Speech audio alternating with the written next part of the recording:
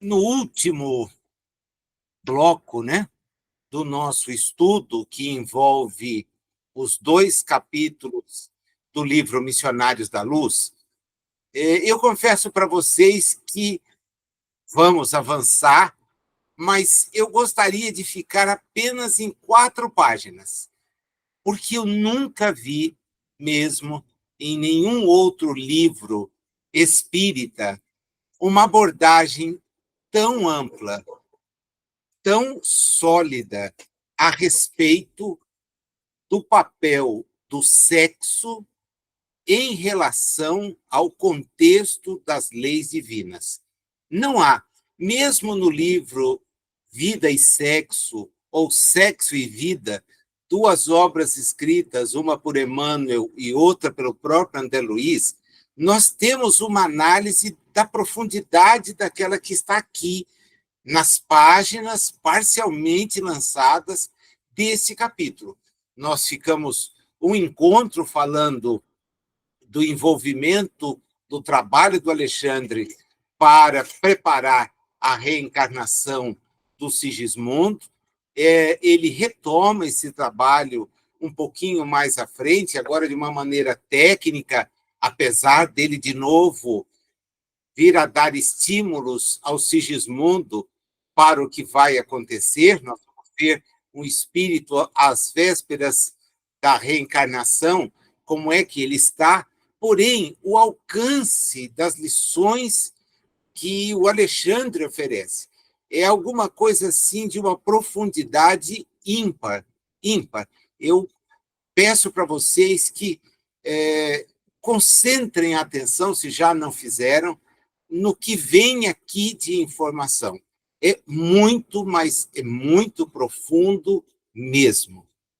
Ele começa fazendo uma advertência que cala em todos nós, particularmente os espíritos que tivemos a oportunidade de reencarnar no século XX, depois daquele que se denominou o fenômeno da chamada revolução sexual.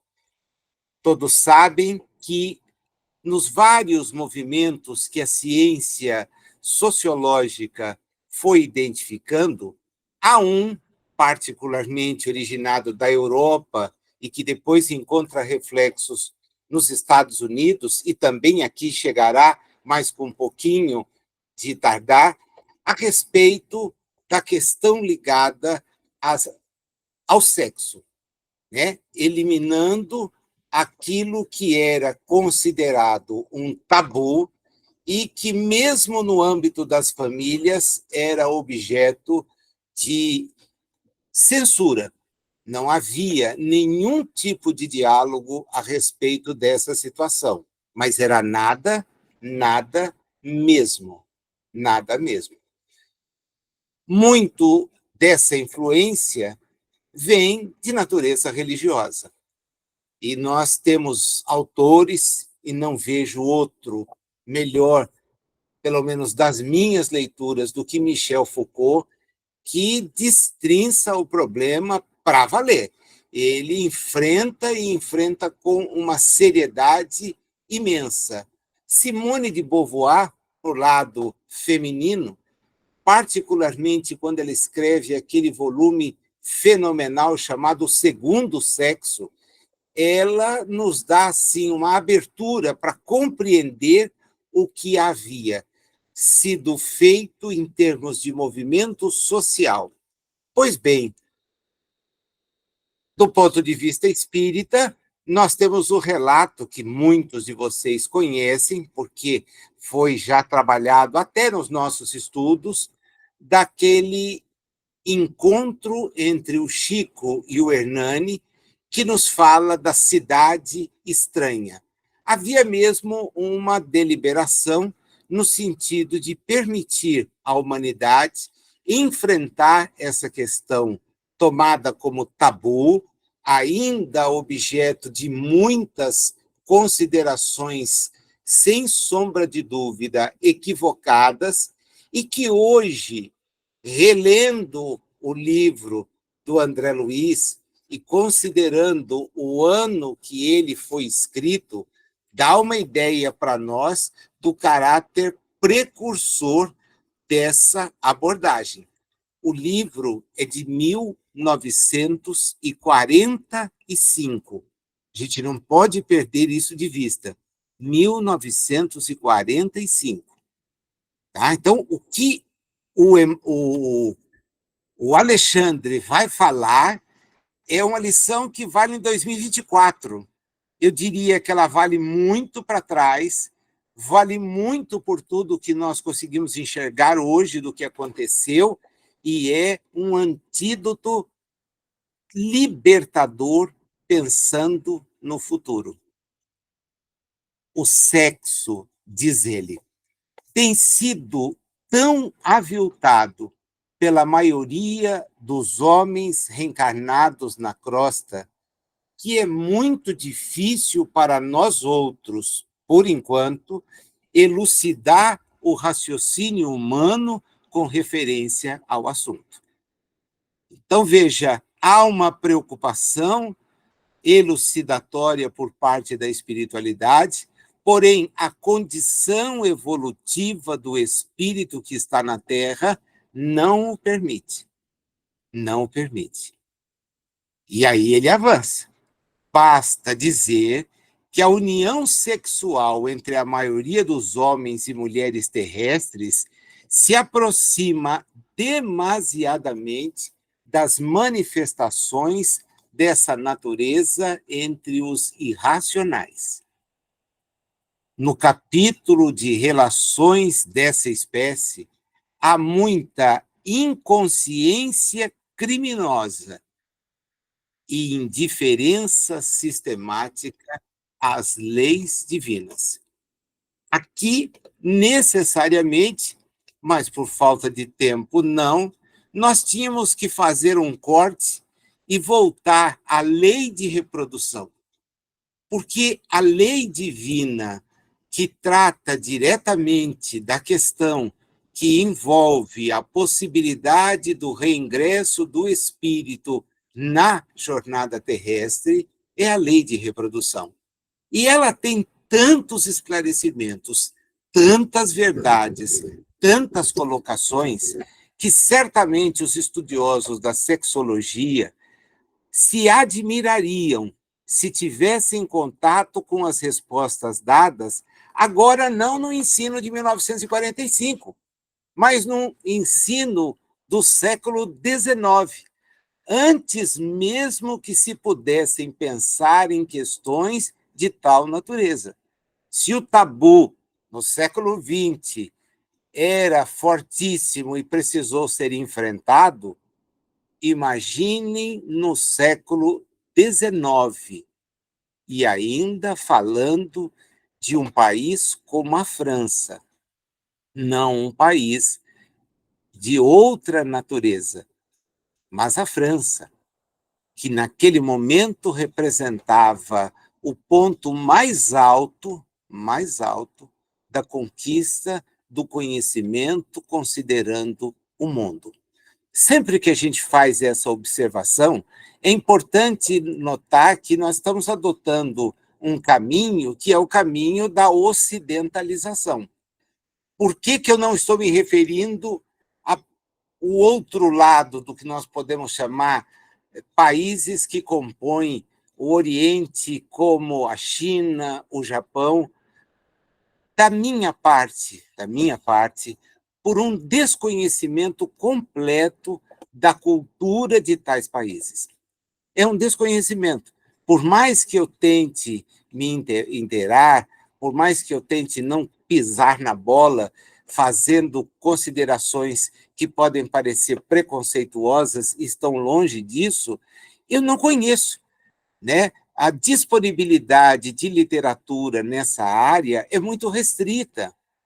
Há a diferença idiomática, que é fortíssima, né? Eu não tenho um mínimo domínio do mandarim, não conheço caracteres que me permitiriam a leitura.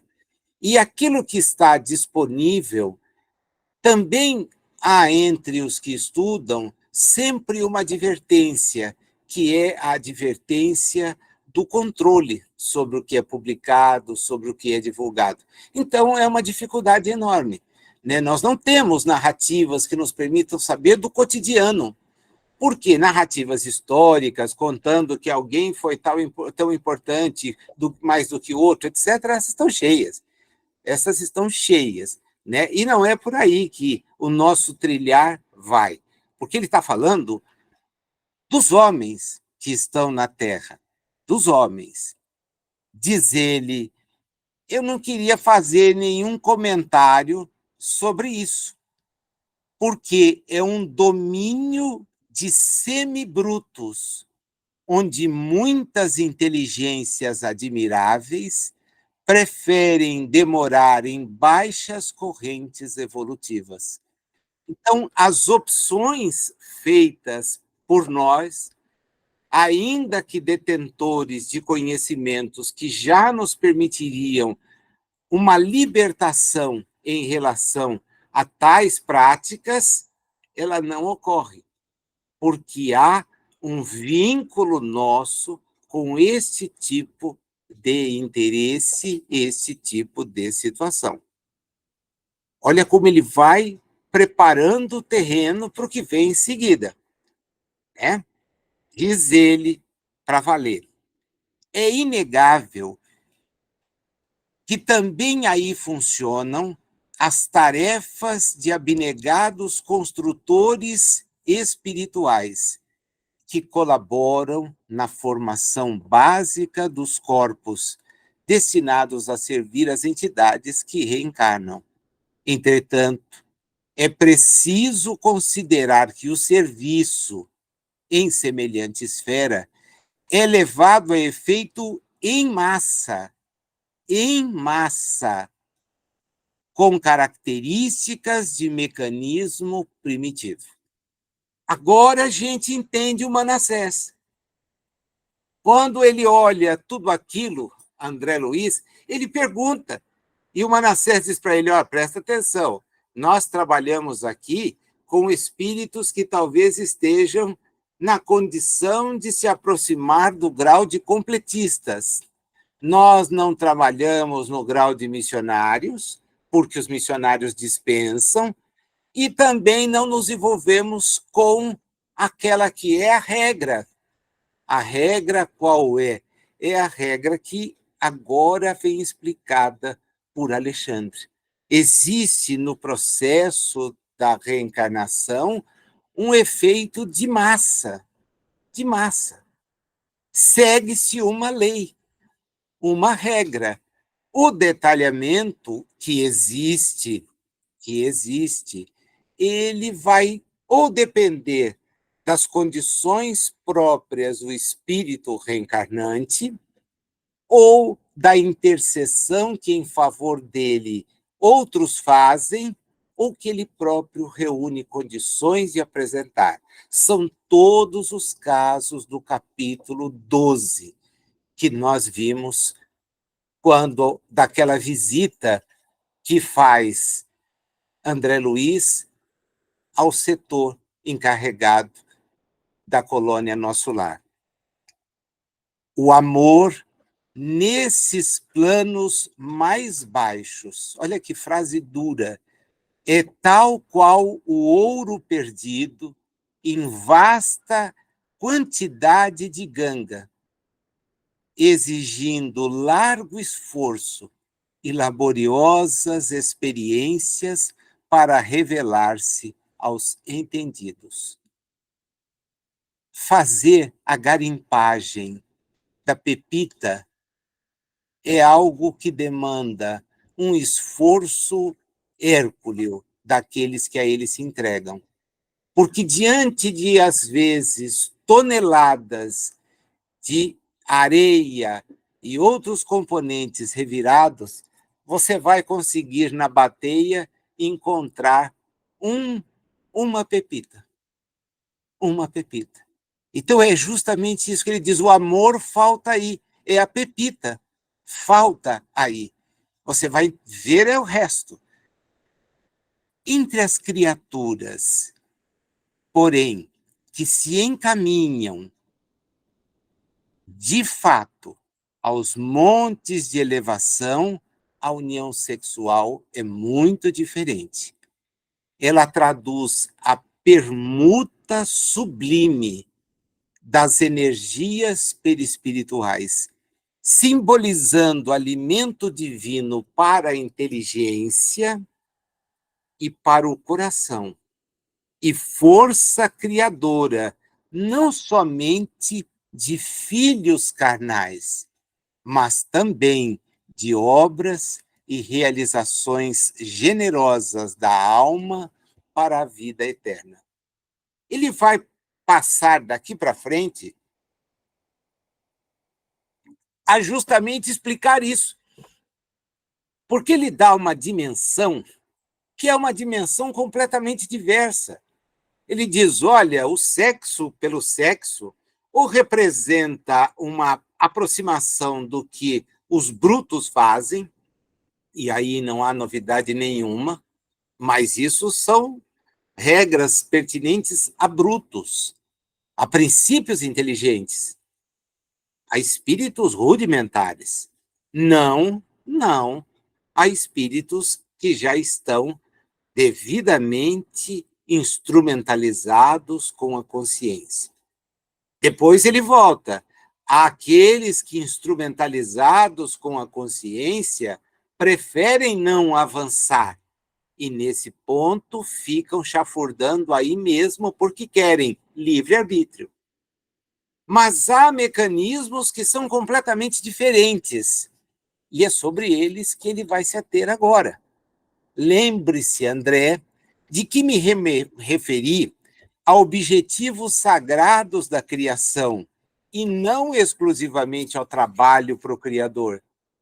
A procriação é um dos serviços que podem ser realizados por aquele que ama, sem ser o objeto exclusivo das uniões. O espírito que odeia ou que se coloca em posição negativa diante da lei de Deus, não pode criar vida superior em parte alguma. É uma outra sentença, uma outra fala, que se a gente tirar daqui, demanda um estudo de mais de hora. Porque ele vaticina uma situação, ele estabelece um ponto que realmente, para parar e pensar, a gente precisa juntar uma porção de peças. Aquele, então, que transita no ódio, aquele que não contribui nem consigo próprio, jamais vai poder contribuir de uma forma efetiva com o propósito da lei divina.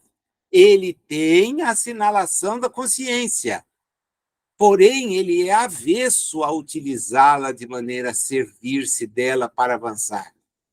Então ele não pode contribuir, ele não contribuirá. E ele diz, em parte alguma. Não está dizendo da terra, não está limitando as coisas ao país A, B ou C na terra. Ele está falando de lei aplicável às experiências que o espírito tem em qualquer lugar. André Luiz registra que está diante de um problema difícil de compreender, porque ou as palavras dele eram fechadas demais, herméticas, ou ele tem que revelar, olha, eu estava sem condição de saber onde chegar. E o Alexandre continua. É preciso, André, necessário, deslocar a concepção do sexo, abstendo-nos de situá-la tão somente em determinados órgãos do corpo transitório da criatura. Vejamos o sexo como qualidade positiva ou passiva, emissora ou receptora da alma. Olha as 4 dimensões que ele coloca. é uma coisa completamente nova. Porque mesmo as respostas que aparecem em O Livro dos Espíritos, levando em conta o conhecimento da época, elas se dão no sentido da reprodução. A lei de reprodução. Chamei a atenção de vocês agora há pouco. Era um negócio legal cortar, voltar, ver o que eles falavam, ver como eles trataram o assunto, numa época em que a visão predominante nem permitia que um assunto desse fosse tratado. A gente tem que considerar a realidade do homem na Terra, os domínios existentes sobre ele, as influências castradoras que existem sobre a humanidade, desempenhadas por outros espíritos que estão presos à matéria, mas também por espíritos que, fora dela, querem manter a espiritualidade, os espíritos aqui, longe da influência de Jesus. Longe da influência de Jesus. Se nós nos recordarmos do episódio da mulher levada a julgamento perante Jesus por aqueles que a haviam surpreendido numa atitude sexual com alguém com quem não poderia tê-la, nós veremos ali presente a realidade daquele tempo. A mulher, mas também o homem que fosse surpreendido, deveriam ser imediatamente julgados e lapidados. Essa era a regra. Não haviam exceções para essa regra. Mas quem aparece diante de Jesus conduzida pelos homens naquele instante? Apenas a mulher. E ele, que sabia da lei que ele não veio revogar, tem nítido a armadilha que eles querem colocá-lo. Porque bastaria que ele referendasse a lapidação dela para que fosse acusado de uma pessoa que não seguia a lei, porque a lei demandava a presença dos dois.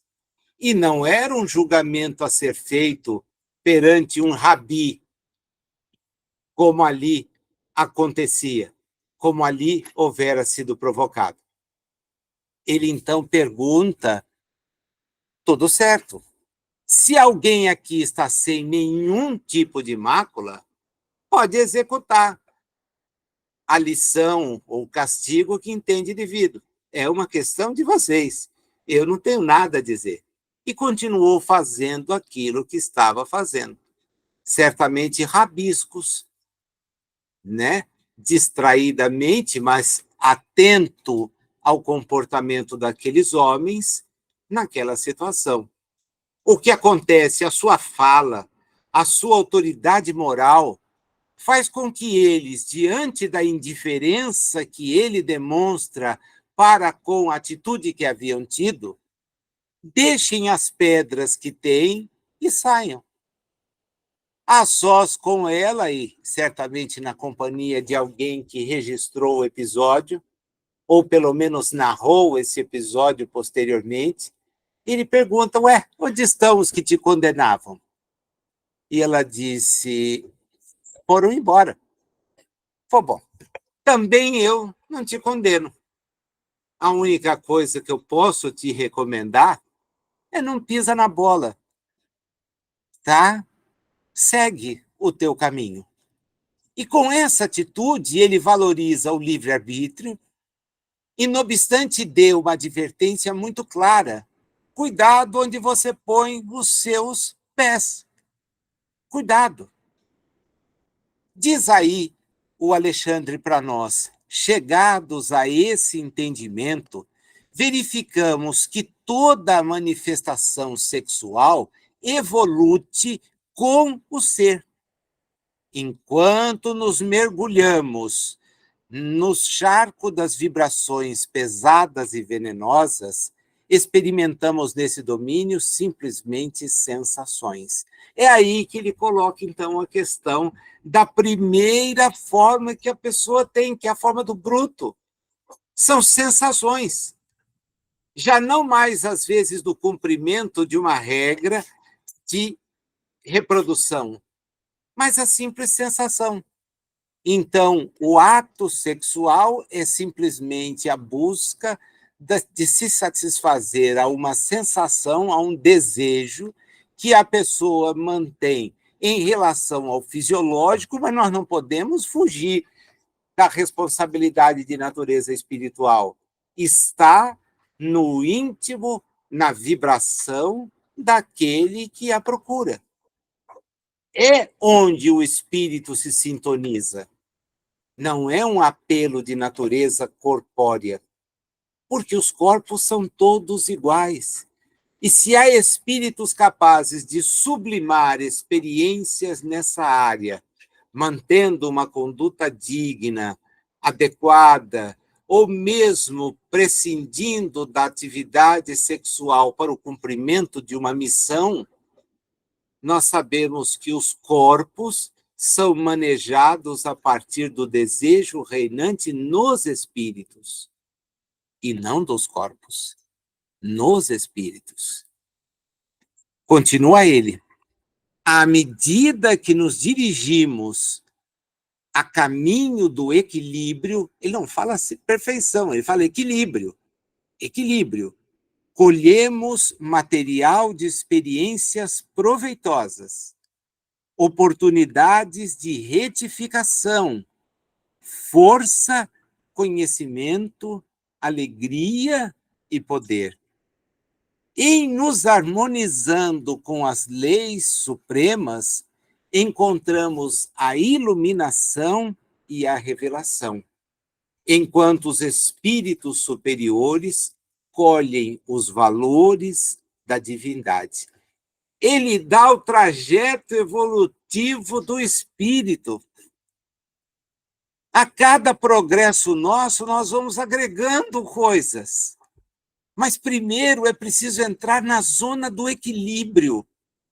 E o equilíbrio não se dá quando nós pendemos para aquilo que pode ser natural, entretanto, não é natural do espírito que aciona avançar.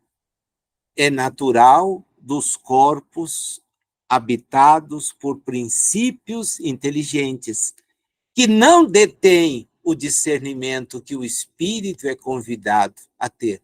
É por isso que ele fez aquelas ressalvas antes. Foi por isso que ele nos colocou todo o caderno de opções na frente. E eu disse para vocês, é a primeira abordagem que eu conheço. Tá? Evidentemente, há muitos textos que falam sobre isso, mas eu não me recordo, por mais esforço que faça, de algum que tenha tantas informações assim, com essa natureza de libertar. E aí ele propõe um simples jogo para o André Luiz. Troca a união sexual por união de qualidades. E você vai ver que a vida universal se baseia nisso. Porque é nesse fenômeno divino, cuja causa reside no próprio Deus, Pai de Criador de todas as coisas e de todos os seres. Então, peraí, olha, abandona essa limitação. Avança, pensa na união de qualidades que os espíritos podem ter, e já não são mais corpos, são espíritos, para ver como você não consegue explicar aquilo que é a atividade do Pai, do Criador. A criação, então, não é mais a criação de corpos, porque as qualidades permitem a criação de muito mais. André Luiz disse, olha, só aquilo que ele me falou, naquele instante, me deixou em condições de vencer questões obscuras que, no meu campo mental, nunca haviam sido esclarecidas. E ele percebeu que, a cada parada, Alexandre deixava que ele fosse meditando, pensando naquilo que ouvira. Até porque, vamos ser sinceros, ele teria que retransmitir isto.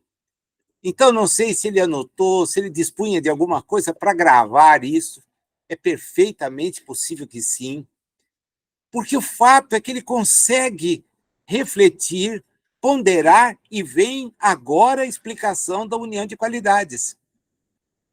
Entre os astros, nós chamamos magnetismo planetário da atração. Entre as almas, é amor. Entre os elementos químicos, é afinidade. Não seria possível, portanto, reduzir semelhante fundamento da vida universal, circunscrevendo a alguns órgãos do aparelho físico. Você tomar a união sexual por uma união de qualidade significa não saber aonde você está mexendo. E aí ele avança para valer. A paternidade ou a maternidade, e a gente precisa fazer aqui o corte, porque é dela que resulta a união, o surgimento de um novo ser, entendendo-se as expressões sem qualquer espécie de limitação, mas é da junção do gameta masculino ao feminino que nós temos a possibilidade do desenvolvimento de uma nova existência. É aí que ele diz: isso não é o único lugar, né, de serviço divino no setor da criação infinita. Quer dizer, tira teu pé da terra. Tira teu pé da terra. Porque se você não tirar teu pé da terra, você não vai sair da terra. É necessário sair, André. Espíritos com grandes propósitos já se perderam em vibrações assim. Já se perderam em oportunidades que poderiam ter avançado. Aí vem ele explicar. O apóstolo que produz no domínio da virtude, da ciência ou da arte, vale-se dos mesmos princípios de troca, apenas com a diferença dos planos, porque para ele a permuta de qualidades se verifica em esferas superiores. Há fecundações físicas, mas há fecundações psíquicas. As primeiras exigem as disposições da forma, a fim de atenderem às exigências da vida, em caráter provisório, no campo das experiências necessárias. É só isso, apenas isso. Agora, as segundas prescindem do cárcere de limitações e efetuam-se nos resplandecentes domínios da alma, em processo maravilhoso de eternidade. Então, se eu buscar uma união de qualidades, eu estou transcendendo aquilo que é a união transitória do campo das formas e que tem fim, é finita, enquanto a outra se estabelece e permanece num campo que ele chama um campo divino, o campo divino da criação. Então, as uniões entre os espíritos, elas precisam transcender a questão puramente da forma.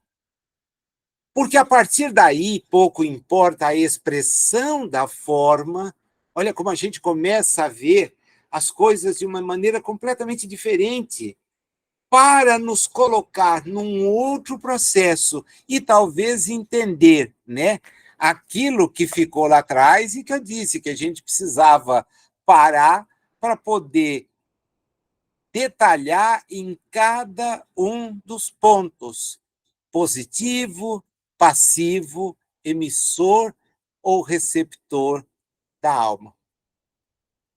Temos que parar aí, voltar aí. Não dá, mas ele pede para a gente pensar, porque a gente olha a reprodução pensando que essa é uma união destinada a dar, trouxe um novo ser. Todos nós ainda na Terra, mesmo com procedimentos avançados da inseminação artificial, nós prescindimos do veículo uterino para que haja a reorganização celular destinada ao corpo que o espírito terá. É o que a gente vai ver aqui no caso de Sigismundo. E que estava impedida por uma questão espiritual, decorrente da aproximação do próprio Sigismundo em relação ao casal Adelino e Raquel. Aquele temor fazia com que o Adelino, embora extremamente voltado para os seus compromissos de natureza reencarnatória, não tivesse qualquer sossego nos instantes em que estava fora do corpo. E isto o fazia, inclusive, a trazer prejuízo para a sua própria estrutura anatômica. Vendo aí, então, como é importante compreender a ideia do espiritual para depois olhar o transitório. E é o contrário que acontece nas nossas reencarnações. Nós tentamos pautar o espiritual pelo transitório e não é assim. Não é assim. O meu reino não é daqui. Por favor, saiam daí. Não é a Terra, Marte, Júpiter, Saturno, Urano, e o nome que a gente quiser dar daquilo que a gente nem sabe onde é. O reino é espiritual. O reino não é da forma, não é transitório. O meu reino não é daqui. Não é que ele tenha um lugar determinado, por favor, ele só não é dessa transitoriedade. Será que está difícil compreender isso? Porque justamente o que ele falou, o que ele testemunhou ao estar de volta, o que os espíritos vieram nos demonstrar, a nossa curiosidade tenta encontrar lugares onde possamos estar, exatamente porque não podemos estar em lugar algum. A pequenez do nosso raciocínio ainda faz com que a gente queira estar em algum lugar, seja uma colônia, um abrigo, um hospital, uma escola, eu preciso estar em algum lugar para estar abrigado. Por quê? Porque eu sou pequeno demais evolutivamente.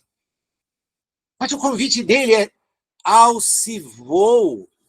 O reino é o do espírito. A forma é transitória. A forma perece. Ela não tem importância. Lembra o exemplo que ele deu claríssimo sobre os lírios do campo? Não há nada mais lindo. Mas qual o destino do lírio? O fogo, se atado em feixes.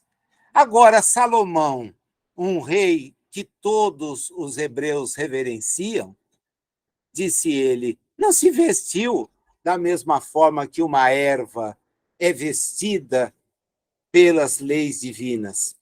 Então, a forma, por mais bonita e encantadora, ela se finda, ela volta para aquilo que é o material.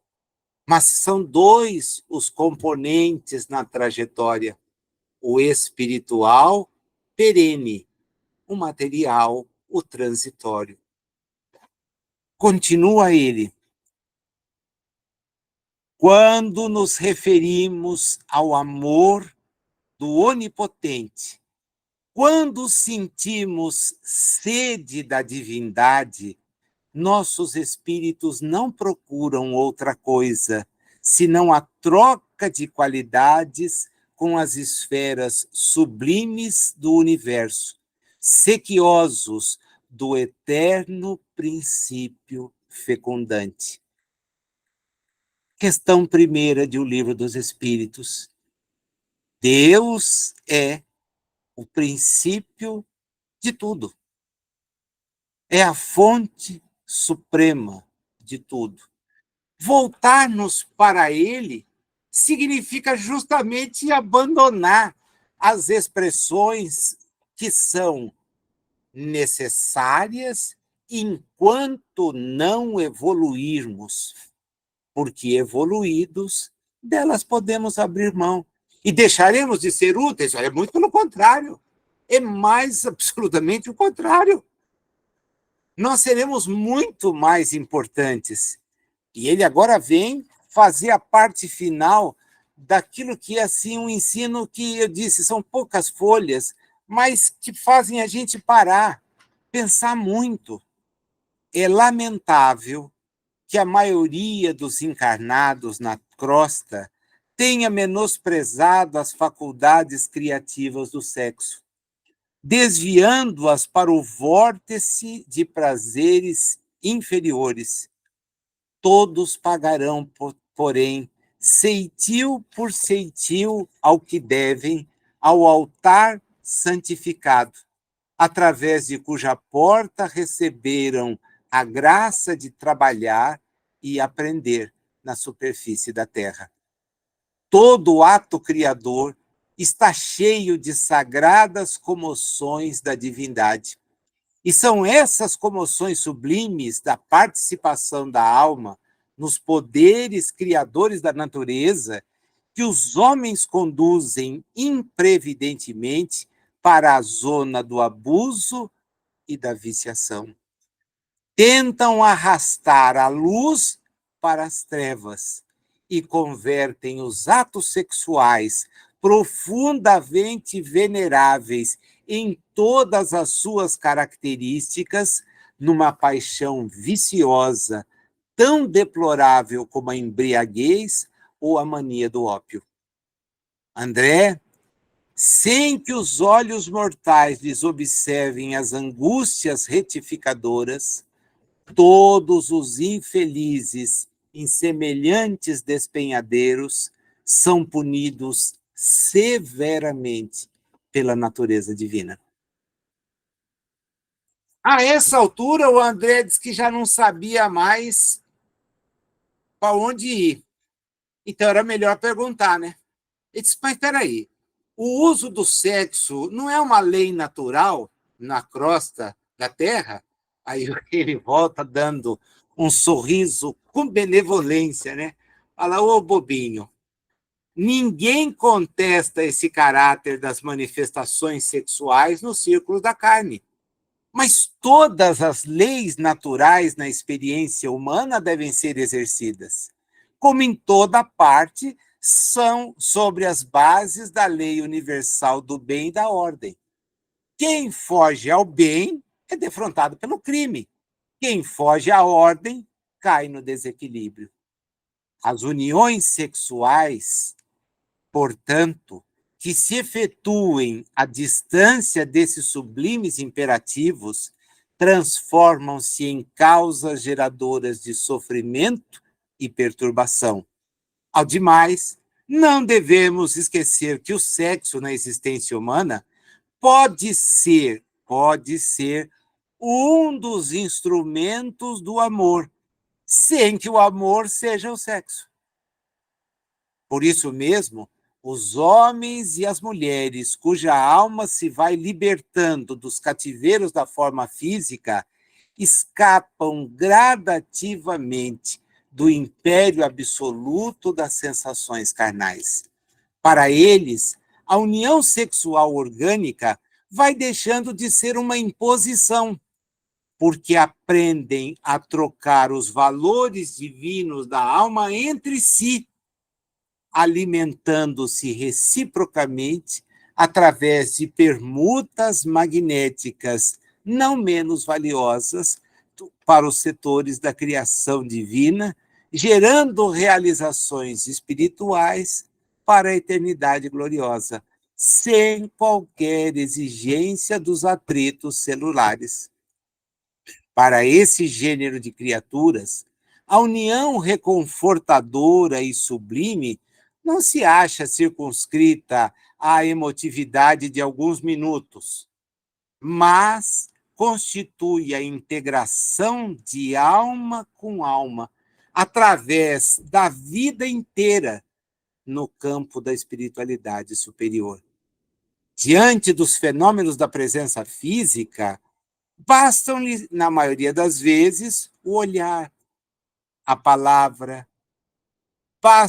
o simples gesto de carinho e compreensão para que percebam o magnetismo criador do coração amado, impregnando-se de força e estímulo para as mais difíceis edificações. E depois, abanando a cabeça, ele diz, então, para o André: não há criação sem fecundação. As formas físicas descendem das uniões físicas. As construções espirituais procedem das uniões espirituais. A obra do universo é filha de Deus. O sexo, portanto, como qualidade positiva ou passiva dos princípios e dos seres, é manifestação cósmica em todos os círculos evolutivos, até que venhamos a atingir o campo da harmonia perfeita, onde essas qualidades se equilibram no seio da divindade. Ele não voltou mais ao assunto, para deixar ao André e a nós a chance de refletir sobre isso. E eu confesso para vocês, não há página que me faça parar, pensar, pensar, pensar, como aquelas que nós acabamos de revisitar.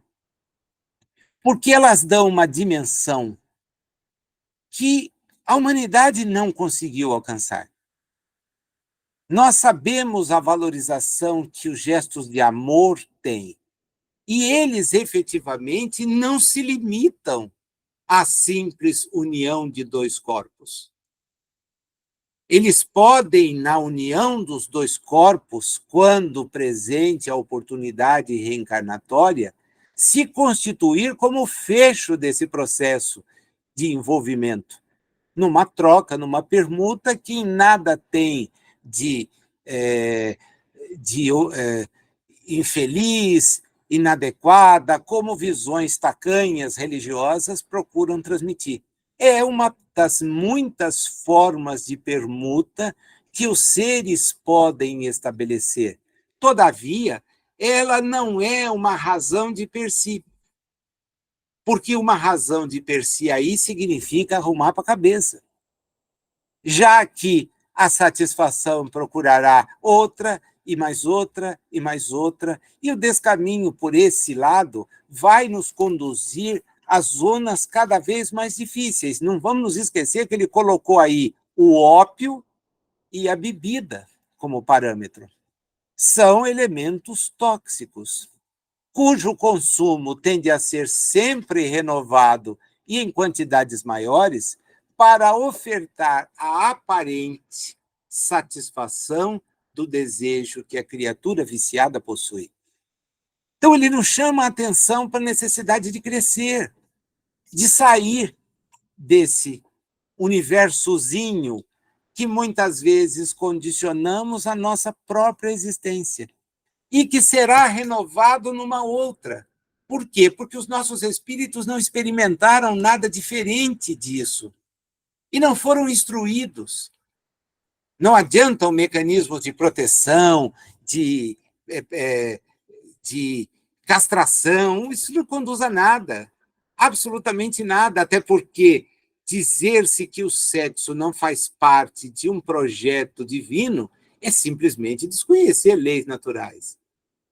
Então, aberrações não fazem parte do processo das leis naturais, mas elas são fecundas, elas nos enriquecem, elas nos fazem crescer. É preciso parar, pensar, parar e pensar. Vocês viram que, em termos de hora, nós já ocupamos quase 2/3 aqui, né? Então, eu vou ser muito sintético naquilo tudo que vem pela frente, né? Algumas informações muito interessantes que vêm pela frente, porém, eu acho que o nosso estudo, ele, com o destaque desse ponto, ele fecha aquilo que eu havia me comprometido lá quando na USE eu disse que voltaria ao tema. Por quê? Porque eu sei que essas questões a gente não tinha abordado ali. Primeiro, porque o número de capítulos para uma noite era sacrificial, né? Para mim, que tinha que desenvolvê-los, e para quem estava ouvindo, parecia narrativa de jockey. Então, você vai passando pelos pontos sem aprofundamento. Mas eu sabia que isso eu tinha que podia voltar num grupo de estudo, né? Para explicar o porquê que ele vai com o Alexandre participar desse processo. Agora eu entendo por que surge, aparentemente, do nada, e tira essa expressão porque ela não tem o menor sentido, a chamada dele para a reencarnação de Sigismundo. Quer dizer, chamada não, né? O oferecimento dele, porque ele não foi chamado. Quem foi chamado foi o Alexandre. Aí ele disse, bom, eu quero ir lá. Você quer? Eu quero. Legal. Mas primeiro você precisa conhecer. Sem conhecer não dá para falar, não dá para participar, não dá para fazer nada. Ah, bom, então como é que eu conheço? Olha, não é com o que você tem de informação da Terra. Não, não, não. Você foi um cientista, alguém que se dedicou ao estudo sério, metódico, metodológico, mas não. E o leva ao laboratório. Ele vai ficar com o diretor do laboratório? Não, ele vai ficar com o assistente do assistente. Aí ficar ali com alguém que vai dizer, olha, vem cá, vamos olhar o corpo humano. E ele, então, se maravilha. Vamos pensar na reencarnação. E ele descobre os mapas. Mas como assim? Olha, quando a gente chega num estágio em que tem uma boa interseção, é o caso de Sigismundo, Adelino e Raquel. Não resta dúvida de que a intercessora direta aí é a avó de Raquel. Ela é conhecida dos amigos que Alexandre tem e que estão envolvidos nesse processo, particularmente o Herculano. Ela vai e consegue, porque sabe que a neta de encarnação anterior está envolvida numa teia vibracional que não vai conseguir libertá-la sem que haja o exercício do amor. Mas é algo que precisa ser repartido com aquele que é o seu companheiro de jornada, mais uma vez, o que demonstra que os espíritos afins se procuram, se amparam, se ajudam mutuamente, porque o progresso espiritual é a tônica. Mas há o terceiro, aquele que foi a causa da separação entre eles e das dores que eles experimentaram. E esse terceiro tem que ser perdoado. Ele tem que ser aceito da forma como é por parte deles. Não se pede do Sigismundo nada, nada.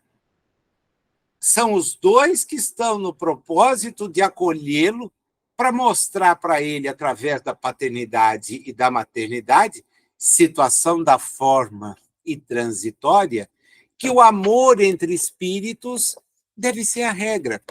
E que se a expressão da forma nos faz perder o caminho, principalmente quando nos leva o objeto sexual, aquilo não está correto. Vocês entendem como tudo é posto para nos trazer a lição que a gente acabou de ver? Parece que sai do nada, né? Mas não sai. Não sai do nada. É uma coisa orquestrada para trazer um ensino profundo, que alguns poderão objetar, mas por que não está em O Livro dos Espíritos? Está. Está lá a lei de reprodução. Estão lá informações importantes para 1850 e diante.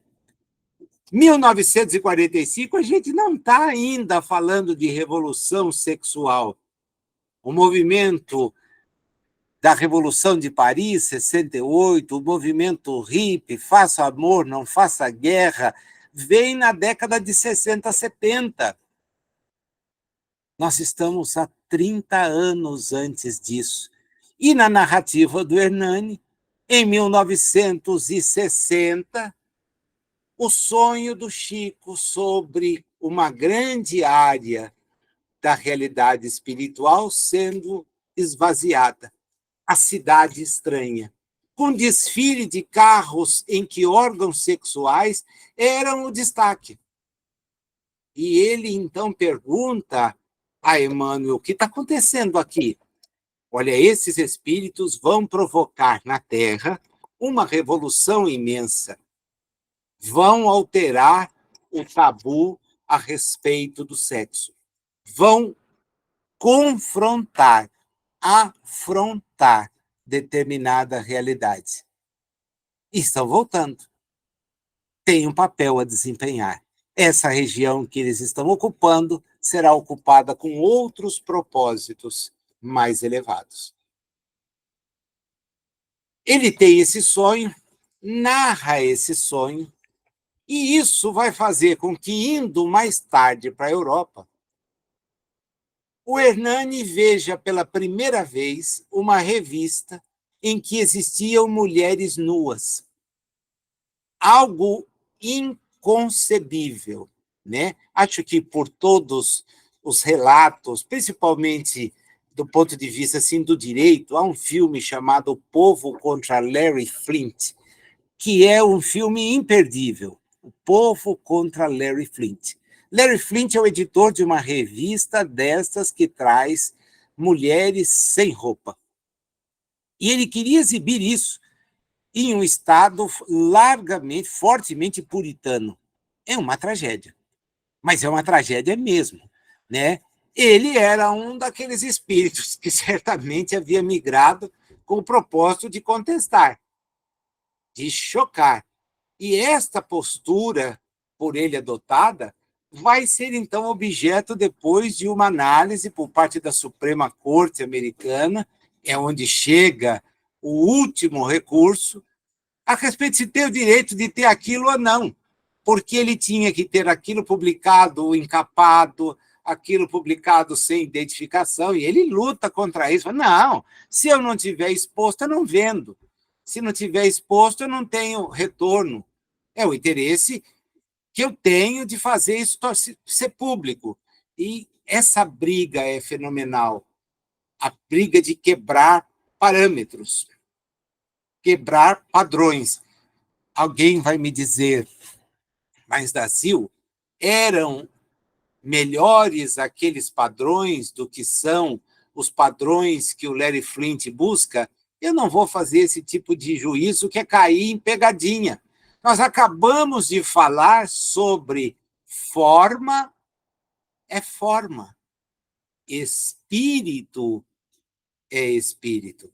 Então, o que nos pede o Alexandre, o que nos pedem os espíritos lúcidos que ajudam Jesus a nos esclarecer, é que nós passemos a ligar a nossa mente no reino. No reino, não na transitoriedade. Ninguém vem proibir nada, mas vem dizer, não se comprometa. Faça das suas uniões, dos seus vínculos, algo que represente união de qualidades. Porque se representar mera união de forma, não vai te levar a nada. Por maiores sejam, ou melhores sejam as suas intenções, que, na verdade, como ele explica naquela frase doída, né? O espírito que se coloca em posição negativa diante da lei de Deus não pode criar vida superior em lugar algum. Em lugar algum. Ele não vai a lugar algum. Então, é um convite para a gente sair, né? A gente volta para a reencarnação de Sigismundo, porque o Alexandre interrompe o assunto, agora vamos cuidar daquilo que é a nossa tarefa. Vamos lá acompanhar. Ele vai acabar de fechar o ensino do Manassés. Agora, André Luiz vai ver na prática os mapas e não vai entender nada. É muito interessante, porque há uma expressão aqui que a gente vai parar para analisar, e vocês percebam que estava antecipado o que depois o sequenciamento genômico vai nos mostrar, mas agora é mostrar nos nossos dias. Não é alguma coisa que tivesse lá em 50, em 60, em 70. É alguma coisa dos anos 2000, em que é possível, através de exames de detalhamento, conhecer estruturas cada vez mais infinitesimais, né? Eles chegam ao ambiente, o ambiente é o melhor possível, Alexandre fica feliz, porque, puxa, agora a coisa aqui está boa, agora dá para a gente pensar numa reencarnação. O Adelino e a Raquel estão de novo numa boa sintonia, que lhes permitiu trazer o primeiro espírito que lhes faz companhia e que foi usado pelo próprio Alexandre naquele processo de reharmonização entre o Adelino e o próprio Sigismundo. Vê que estava tudo certo e começa a olhar o que o André Luiz chama mapas cromossômicos. E ele olha aquilo, vê alguns caracteres que lembram os arabescos, né? Os arabescos são aquela espécie de desenho que surge na Itália e depois na França, graças a Luís XI, e que ilustram uma série de coisas. São linhas contínuas, desenhos que se entrelaçam. Isso é muito uma superfície com arabesco, uma superfície toda desenhada, linhas, curvas, que aparecem todas harmonizadas. André Luiz olha aquilo e diz, olha, isso aqui para mim é indecifrável. E o Alexandre disse, mas não é um estudo que você possa entender por enquanto. Eu estou examinando a geografia dos genes nas estrias cromossômicas a fim de certificar-me até que ponto poderemos colaborar em favor do nosso amigo. Olha o que ele afirma, 1945. Aí alguém vai dizer assim, o Chico não contribuiu em nada com a doutrina espírita. Não contribuiu em nada. Caramba, eu queria que um outro espírito, psicografando por quem quisesse, desse uma informação desse naipe em 1945. Um só. Porque a gente vê os espíritos falarem de uma porção de coisas, mas não profundas assim, não comprováveis assim, num período em que nem de longe se imaginava ter isso. Fala em cromossomo? Claro, essa era uma ideia científica presente ao final do século XIX.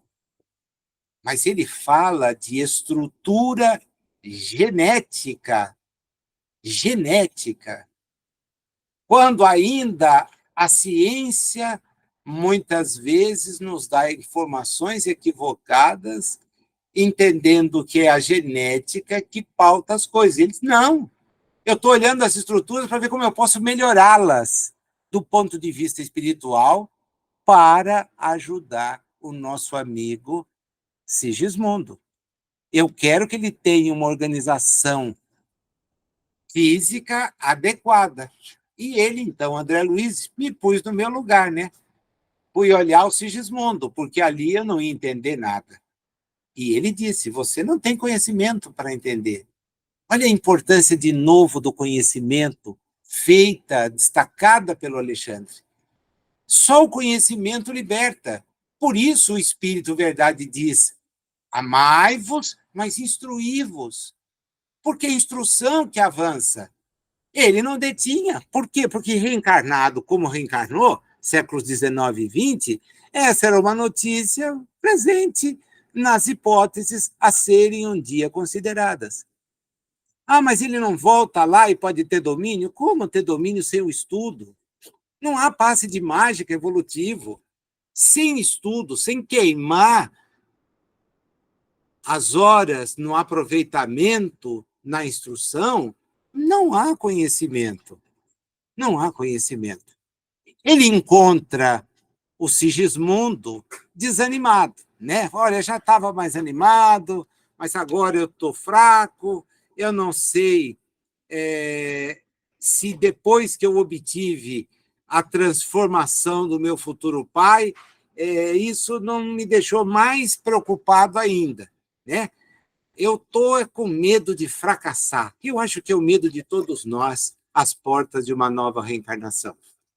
Porque eu acredito que os nossos propósitos, se possíveis, tá? Vou sempre destacar isso, porque cada vez mais, para mim, fica séria e clara a ideia da reencarnação em massa.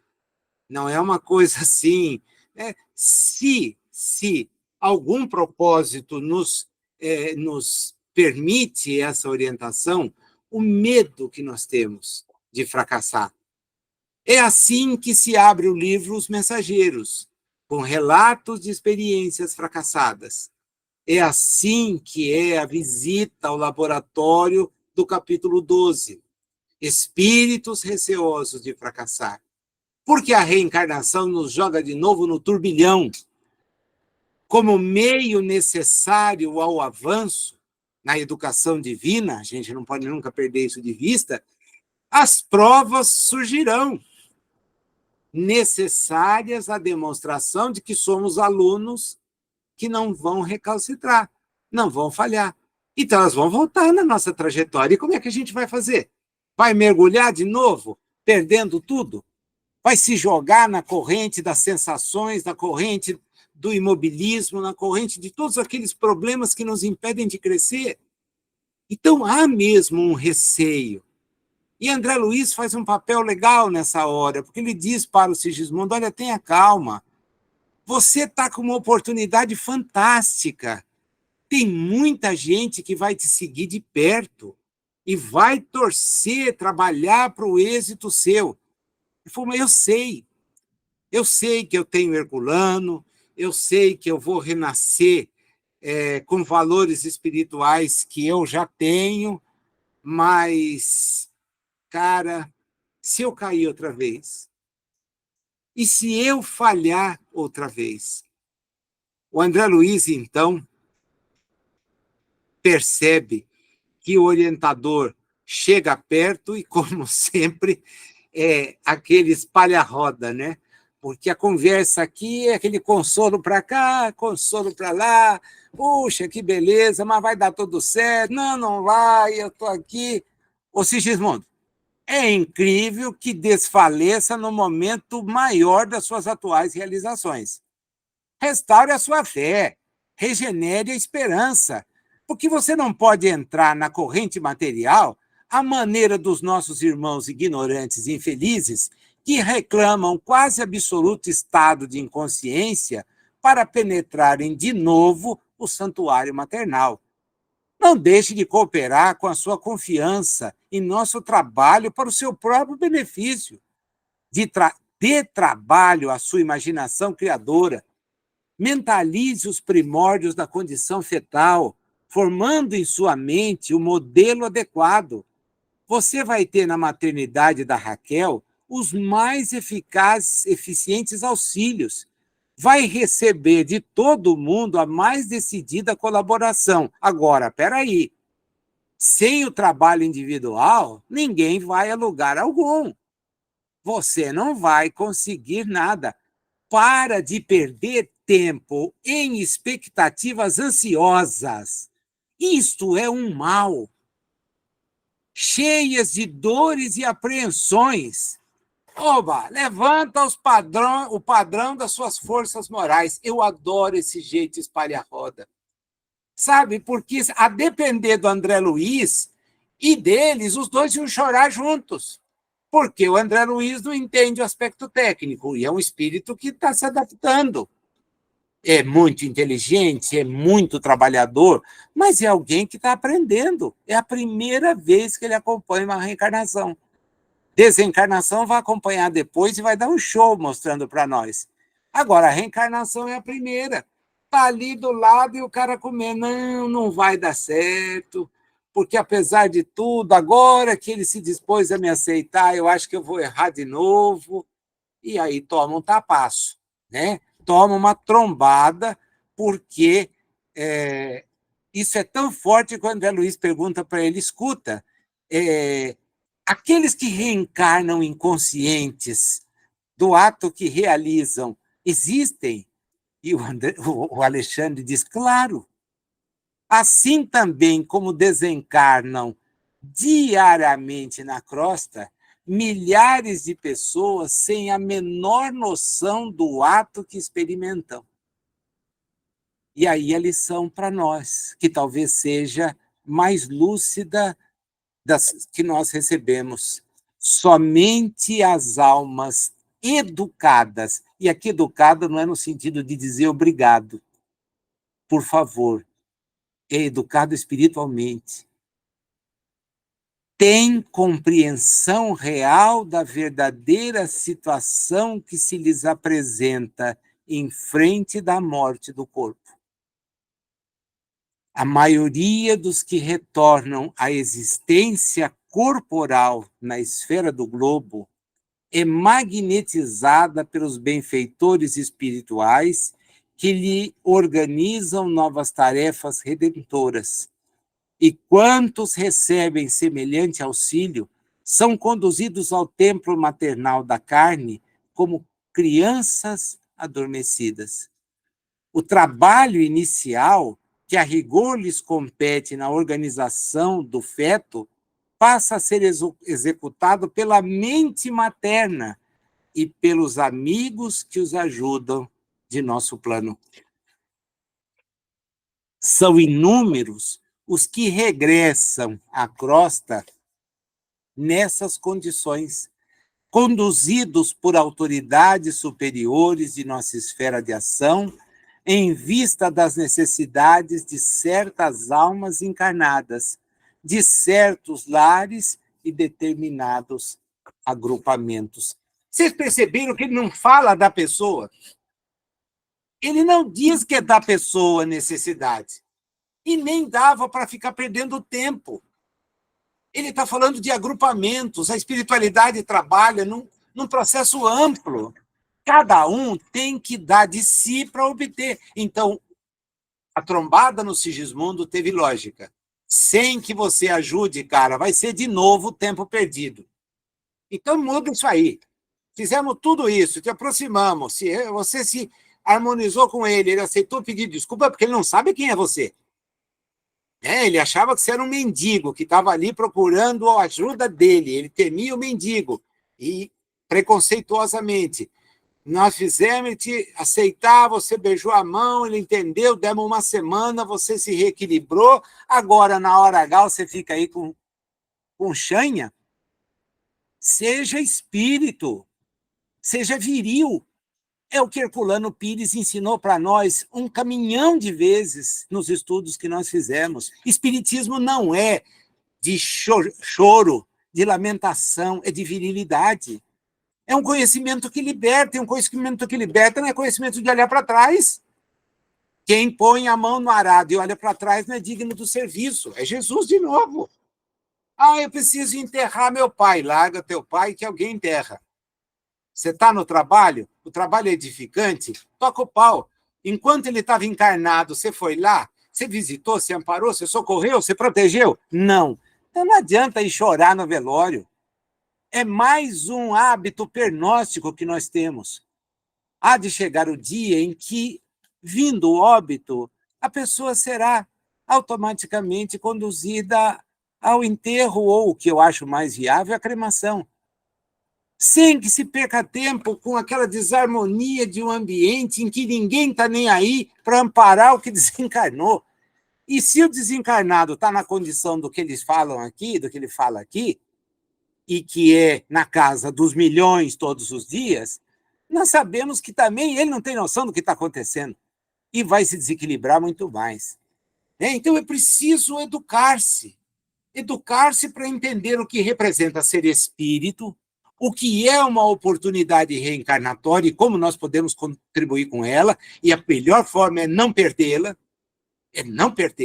é ocupar a nossa mente, o nosso tempo, com atividades que a enriqueçam e, ao mesmo tempo, servir de ponte para essa ajuda que é perene. Porque, do contrário, é a mãe que vai ajudar a organizar a vinda do feto. Os espíritos que vão trabalhar ali, porque o espírito mesmo não entende nada do que está acontecendo. É essa questão da reencarnação em massa. É isso que acontece. Vem todo o episódio agora de chegar à noite, etc. Eu vou destacar só um detalhe, porque ele posterga mais uma vez. Ele diz que vai voltar na noite do outro dia para a ligação inicial. Então, veja como é uma coisa que vem em etapas, né? Nesse caso, há uma forte interseção. E há ainda essa zona de desequilíbrio do desencarnante, do reencarnante, perdão. Ele então diz, a gente volta, e esse espírito construtor, haviam vários ali, um deles diz para Alexandre, olha, nós queremos que você faça a divisão da cromatina no útero materno, né? Você faça lá a ligação necessária para que a gente possa ter fisicamente o retorno. E o Alexandre, rindo, diz, nossa, eu volto com muito prazer. Né? Quer dizer, você está me chamando para cortar a fita inaugural, né? Para abrir a reencarnação do Sigismundo. Conta comigo que eu venho aqui. Né? É muito complicado agora resumir em poucas palavras as muitas páginas. Né? Por quê? Porque o que vem aqui não é apenas uma descrição sobre o que ocorre, né? Não é isso. É ver como é que isso pode nos calar em termos de informação. E eu vou precisar mudar muito de página, tá? Para chegar no ponto em que ele volta a nos ensinar, e aqui a gente vai fechar, o que é a reencarnação. Né? Na altura da página 233, mas da minha edição, é um sufoco, eu não estou aqui com o texto que eu mandei para vocês, que eu também descobri depois foi 100 páginas. Né? Eu ajudei muito mandando um texto 100 páginas, deixa para lá. Mas confia em mim que eu não vou pular a palavra na ordem certa. A reencarnação é o curso repetido de lições necessárias. A esfera da crosta é uma escola divina e o amor, por intermédio das atividades intercessórias, reconduz diariamente ao banco escolar da carne milhões de aprendizes.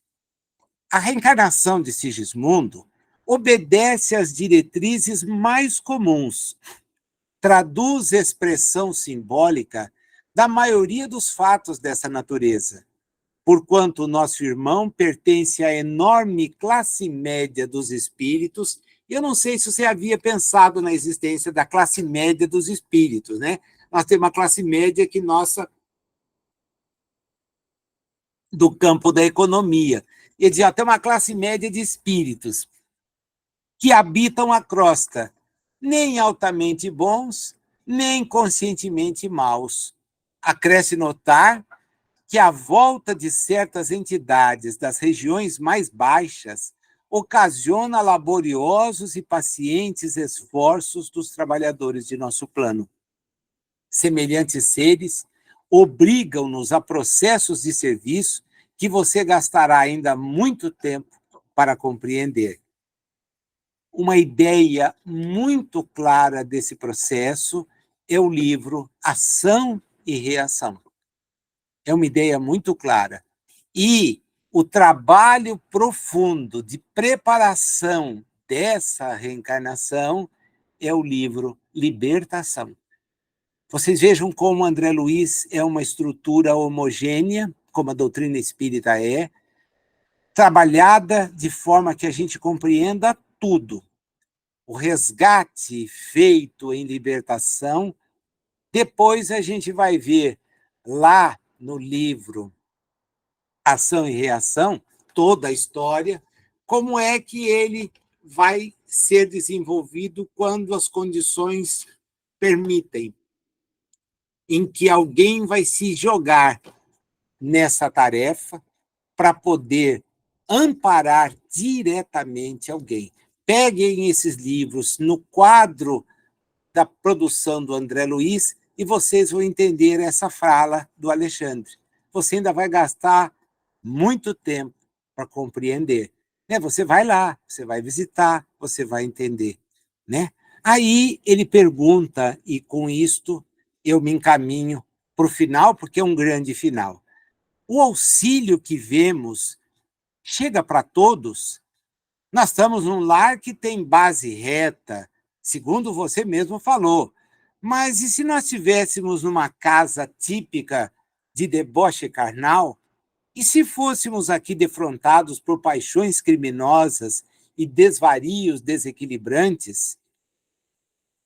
O instrutor para, pensa e responde para ele: André, o diamante perdido no lodo por algum tempo não deixa de ser diamante.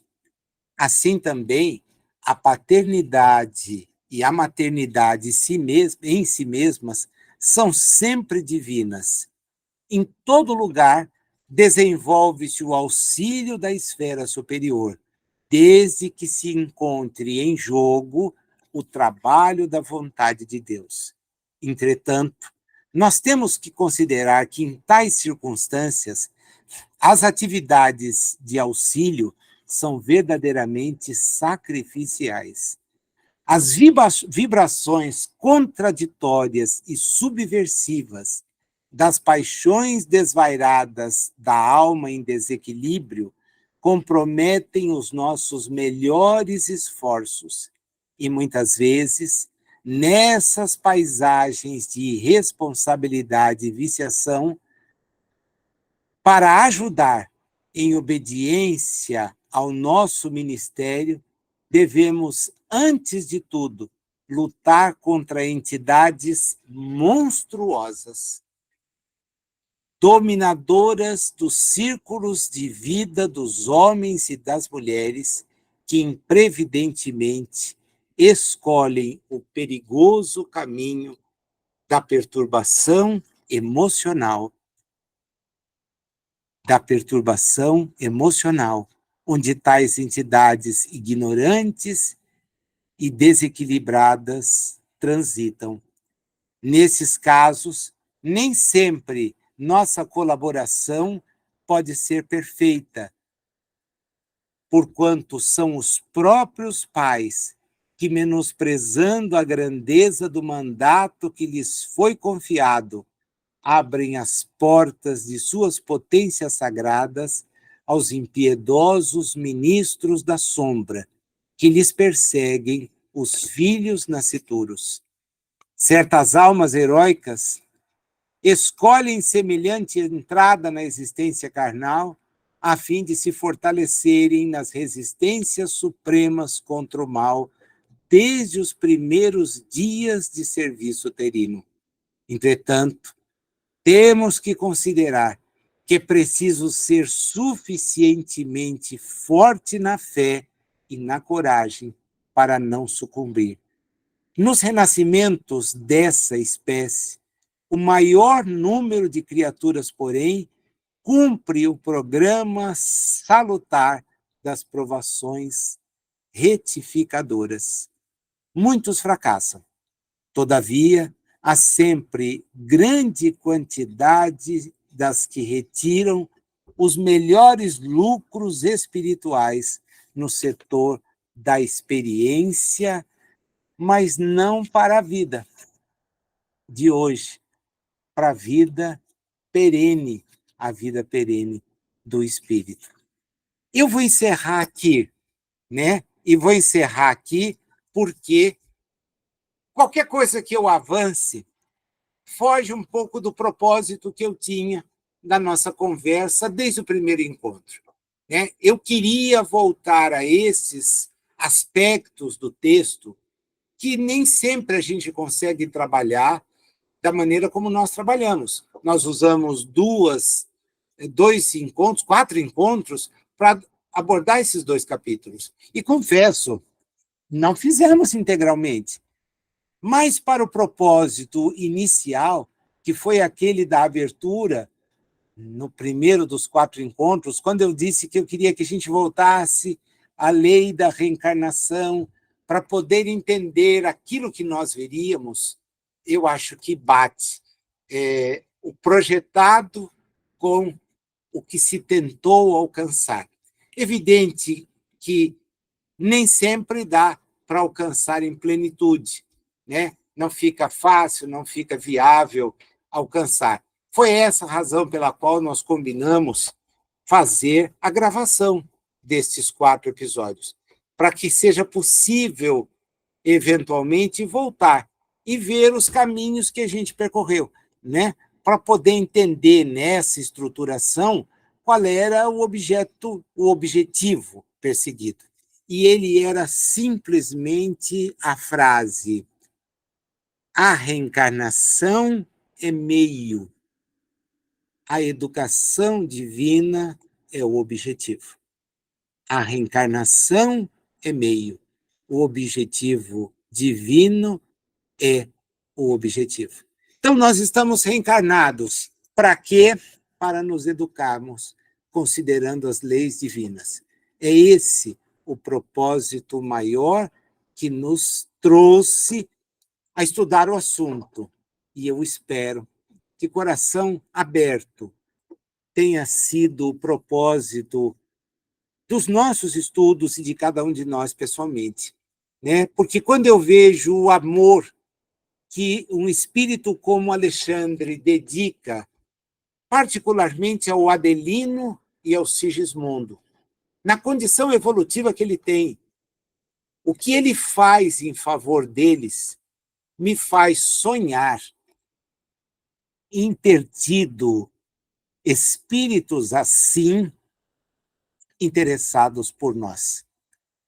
Talvez apiedados dos erros que praticamos, dos desvios que fizemos e ainda fazemos, mas que mesmo diante dessa situação dizem: puxa, não custa nada eu afiançar uma nova oportunidade para ele.